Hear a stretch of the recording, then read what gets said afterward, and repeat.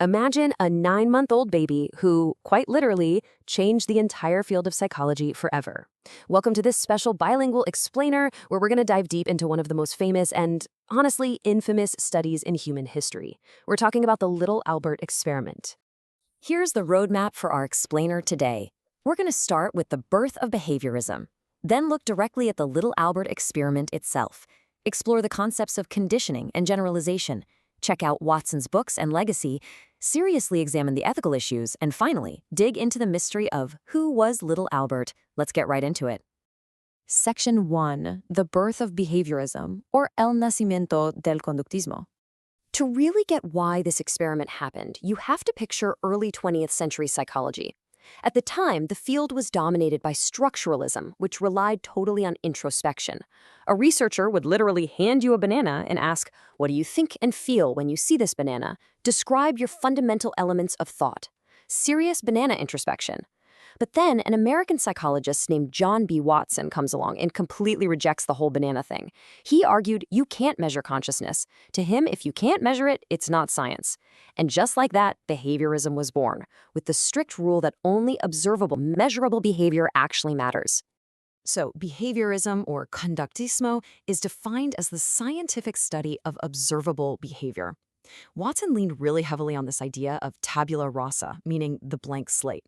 He believed infants are born with basically zero innate traits or fears. Instead, he argued that your experiences and your conditioning write absolutely everything onto your mind. But to prove a claim that bold, he needed an experiment.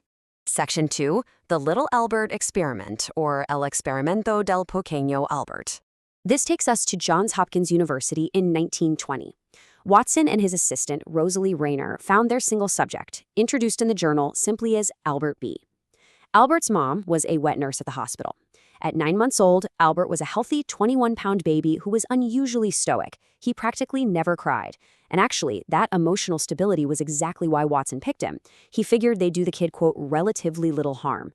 Yeah. They started with the baseline test. They showed Albert a white rat, a rabbit, a dog, cotton wool, even burning newspapers. His reaction? Just pure innocent curiosity. Zero fear. But Watson already knew that sudden loud noises trigger a natural fear response in babies. So during the conditioning sessions, whenever Albert reached for that white rat, a researcher standing right behind him would take a hammer and violently strike a 4-foot suspended steel bar. Wham! The timeline of how quickly this worked is pretty wild. At 9 months, we have the baseline. No fear at all. At 11 months and 3 days, they did the first pairings with the noise.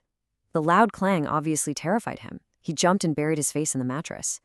Just one single week later, at 11 months and 10 days, the conditioning was totally locked in. They showed him the rat alone, with absolutely no noise, and Albert instantly puckered his face, started crying, and frantically crawled away. That neutral white rat had become a deeply conditioned trigger for fear. Section 3. Conditioning and Generalization, or Condicionamiento y Generalización. Watson and Rayner wanted to know if this artificial fear would spread to other things, a phenomenon called generalization. So they started presenting Albert with new fuzzy transfer objects: a rabbit, or conejo, a dog, perro, a seal fur coat, abrigo de piel, and, I kid you not, Watson himself wearing a Santa Claus mask, máscara de Papá Noel. The original published notes showed just how terrifyingly successful this was. When they brought the rabbit out, negative responses began immediately. Albert leaned away, whimpered, and burst into tears. Same thing with the dog. The fear had generalized like wildfire to almost anything with fur or hair. Watson confidently called it a most convincing test. But there is a really heartbreaking little aside documented in the notes. When Albert was pushed to the absolute edge of terror, he would thrust his thumb into his mouth. It was his coping mechanism, his way to literally block out the fear. But because Watson needed uninhibited visible fear for his cameras, the researchers would actually pull the baby's thumb out of his mouth so he would cry. Section 4. Watson's books and legacy, or Los Libros y el Legado de Watson. Off the back of this one incredibly controversial study on a single infant, Watson became a superstar in psychology. He was so confident that he made this wildly audacious boast. He said, "Give me a dozen healthy infants, well-formed, and my own specified world to bring them up in, and I'll guarantee to take anyone at random and train him to become any type of specialist I might select. Doctor, lawyer, artist, even beggar man and thief." He truly believed human destiny was 100% determined by conditioning. And he took that message straight to the public. He published massive, influential books like Behaviorism in 1924 and Psychological Care of Infant and Child in 1928. He coined new terms and pushed a very detached, hyper-scientific approach to parenting. If you've ever wondered why your grandparents were maybe raised on really strict schedules with very little hugging or coddling, Watson's behaviorism is a huge reason why. His ideas shaped a whole generation and laid the groundwork for the behavioral targeting we see in modern algorithms today. Section 5. Ethical Issues and Implications, or Problemas Éticos y Implicaciones. Now, we definitely need to pause and look at this through a modern lens because the ethics here are just glaring. Back in the 1920s, Albert's mother wasn't fully informed about what they were really doing to her baby. Today, informed consent is absolute rule number one. Watson also deliberately induced severe psychological distress, directly violating the principle of non-maleficence, which basically means do no harm. And then there's beneficence. They completely failed their duty to minimize harm by leaving him in that terrified state. Which brings us to the most chilling sentence in the entire journal publication. Watson writes, "Unfortunately, Albert was taken from the hospital the day the above tests were made. Hence the opportunity of building up an experimental technique by means of which we could remove the conditioned emotional responses was denied us." Think about that. They never deconditioned him. Little Albert just left the hospital carrying a scientifically engineered trauma.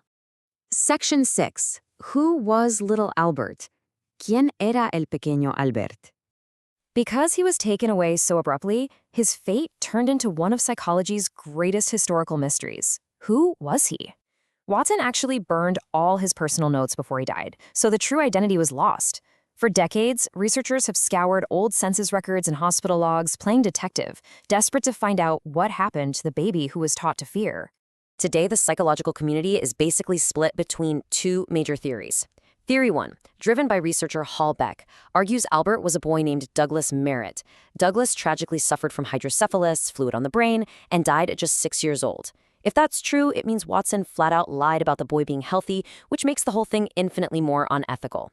Theory 2, from Russell Powell, argues it was Albert Barger, a healthy baby born to a different wet nurse at the exact same hospital who actually lived a full life. While the evidence leans a bit toward Barger, we still don't know for sure. So we're left with this incredible legacy. The little Albert experiment proved that human behavior could be conditioned, and it literally shaped modern psychology as we know it. But it achieved that by deliberately terrifying a helpless infant. So I'll leave you with this. When the pursuit of science leaves a child trembling in the dark, do the discoveries justify the cost? Thanks for hanging out with me for this explainer. Keep questioning everything, keep learning, and I'll catch you next time.